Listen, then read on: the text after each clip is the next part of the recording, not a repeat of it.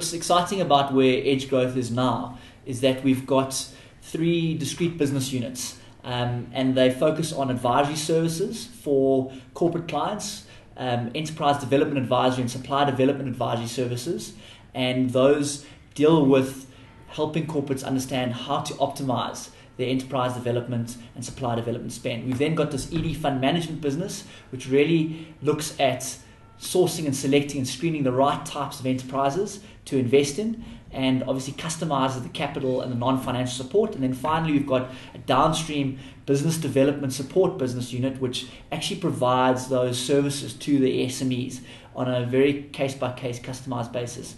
What you do find sometimes is a corporate client will want a bit of each. So often that results in a project, and we run a sort of separate projects division which links those 4 up.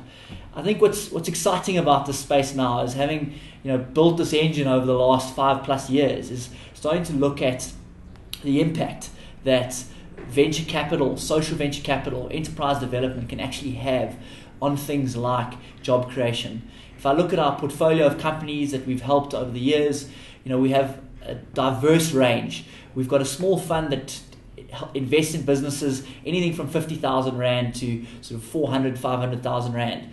I think what's important as well to mention is that as much as we always are looking for a cookie cutter approach, I think one of the successes of our business has been the fact that for enterprise development to work, you need to pick businesses that have got high growth potential, not necessarily the strugglers, and then you need to sow into them specifically, what they need, as opposed to, a broad brush or generic form of support.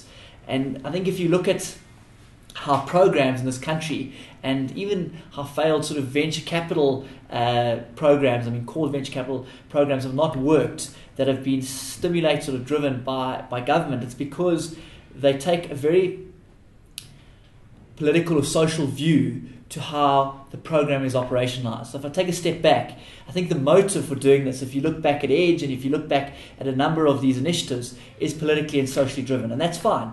We all want to sustainably create jobs and alleviate poverty. I think when you get down to how you design the program, that at that point you need to be starting to use commercial principles. And when you look at how you implement these programs or you invest in these businesses, you have to be using management best practice. And I think that's really for us, I believe one of our key success or driving points. And I think the organizations that have done well in this space, the Raise Corps and the Oryx, I mentioned them, have taken a view that in order for this to be successful, you have to apply commercial principles to it, despite the fact that the original motive is social or political.